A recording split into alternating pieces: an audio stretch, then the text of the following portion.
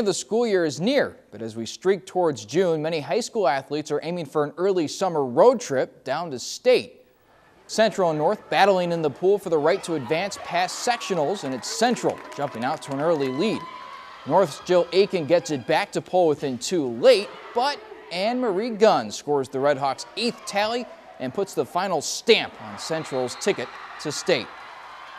Neuqua Valley, the adversary this time to Central in the boys sectional final, and the Wildcats jump on top early courtesy of Scott Dupuis.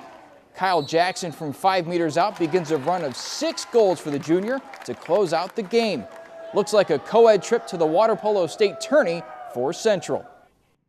Neuqua and North squaring off in the first round of the lacrosse playoffs. Wildcats jumping all over the Huskies early, 9-4 lead in the third.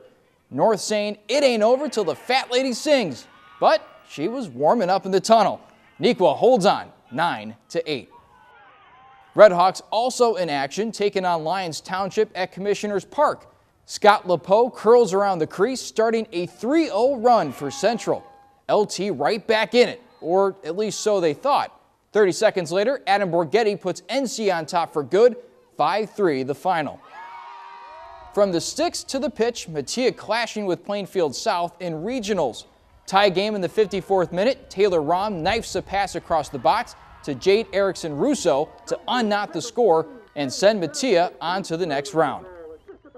Neuqua and Bolingbrook to face off with Plainfield Central, and off an early corner kick, Dana Williams opens up the scoring.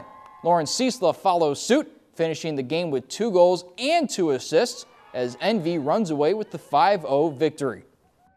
Waubonsie sees Neuqua's shutout, and they up the ante. Paige Philippek hurdles the goalie and rockets it in for one of her 3 goals, while Sarah Griffith records 4 bullseyes in a 10-0 romp of Oswego East. All our area schools are moving on to regional finals by a combined score of 39-1. In North Central news, junior ace Brian Paloe became the first ever Cardinal to take home D3Baseball.com's Central Region Pitcher of the Year. Paloe ended his campaign with a minuscule 1.07 ERA in 74-plus innings. And more accolades en route for freshman pole vaulter Luke Winder. The first-year phenom won the NCAA Division III Midwest Region Field Athlete of the Year. And both the men and women's teams are at nationals this weekend. Finally, he may no longer be a Chicago Bear, but that didn't stop Brandon Marshall from teaming up with Project 375 for the 2nd annual Mental Health Awareness Ride at Linden Oaks with the help of Starved Rock Harley Davidson. The ride aims to shed more light on the mental ailments that affect athletes across all sports and encourage those in need to seek help. So if you're an athlete out there, it's okay, man. Talk to a peer, talk to a parent, talk to a teacher, talk to someone that will listen or someone you trust, because that's part of it. That's 50% of it. The first part is just getting it out, and the second part is the work. You have to do the work. You can check out the full edition of the feature on our homepage at nctv17.com under the Sports Weekly tab.